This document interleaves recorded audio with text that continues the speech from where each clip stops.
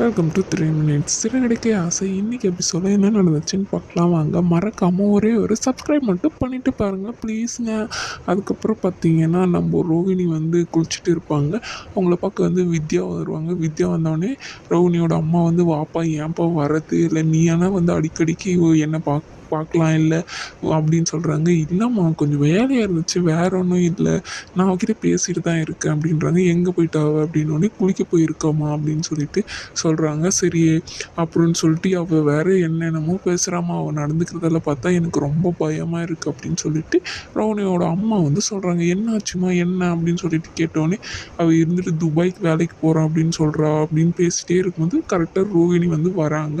எதுக்குமா நீ அவகிட்ட எதுக்குமா இதெல்லாம் சொல்லிட்டு இருக்கீங்க அப்படின்னு சொல்லிட்டு கேட்குறாங்க.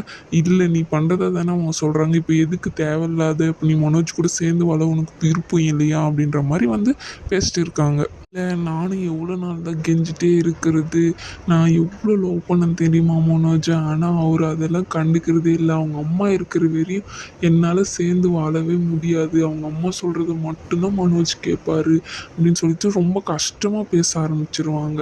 நான் எவ்வளோ தான் அவங்கக்கிட்ட போய் எனக்கு கெஞ்சுறது அப்படின்னு சொல்லிட்டு கொஞ்சம் அழுந்துகிட்டே பேசுகிற மாதிரி பேசுவாங்க. அதுக்கப்புறம் பார்த்திங்கன்னா வித்யா கிட்ட நான் போகிறேன் அப்படின்றாங்க. முன்ன எங்களுக்காக சின்ன வயசில் கிறிஷை விட்டுட்டு நீ சென்னைக்கு வந்துட்ட, இப்போயும் விட்டுட்டு போகிறேன்னா என்ன பண்ணுறது, ஸ்கூலில் என் போய் அங்கே சேர்த்துக்கலாம் அப்படின்னு சொல்கிற அப்படின்னு சொல்கிறாங்க.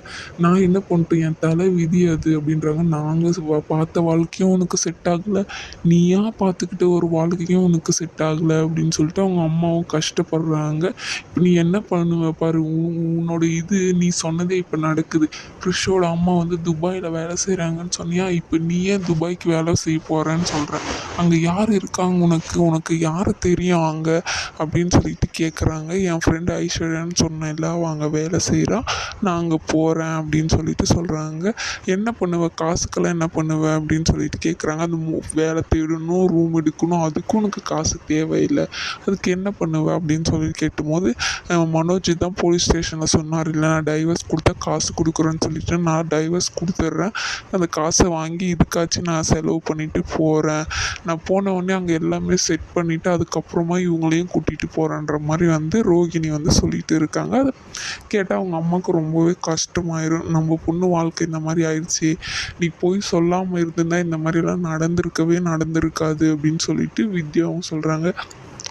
நான் என்ன பண்ணட்டும் அப்படின்னு சொல்லிட்டு இந்த மாதிரி ரோகிணியும் பேசிகிட்டு இருக்காங்க.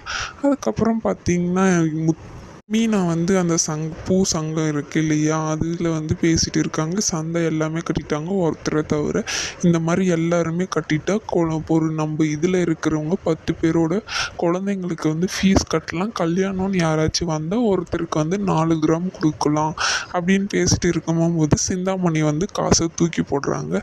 என்ன ஒரு டைம் காசு லேட்டாக வந்துச்சுன்னு சொல்லிட்டு மெசேஜ் எல்லாம் அனுப்புறீங்க, ஏன் உங்களுக்கு தான் தெரியுது இல்லை, அப்போது வந்து கட்ட வேண்டியது தானே அப்படின்னு சொல்லிட்டு அங்கே பேசிட்டு இருக்காங்க. என் பொண்ணு வாழ்க்கையை கெடுத்து இவ என்னென்ன பண்ணி என் பொண்ணு கல்யாணம் பண்ணி வச்சுட்டா அப்படின்னு சொன்னோடனே, உன் பர்சனல் விஷயத்தெல்லாம் இங்கே வந்து பேசக்கூடாது அப்படின்னு சொல்லிட்டு அங்கே இருக்கிறவங்க எல்லாருமே அவங்கள கலாய்ச்சி விட்டுடுறாங்க. அதுக்கப்புறம் என் கிறகம் உங்ககிட்டலாம் மாட்டிக்கிட்டு அப்படின்னு சொல்லிட்டு சொல்கிறாங்க.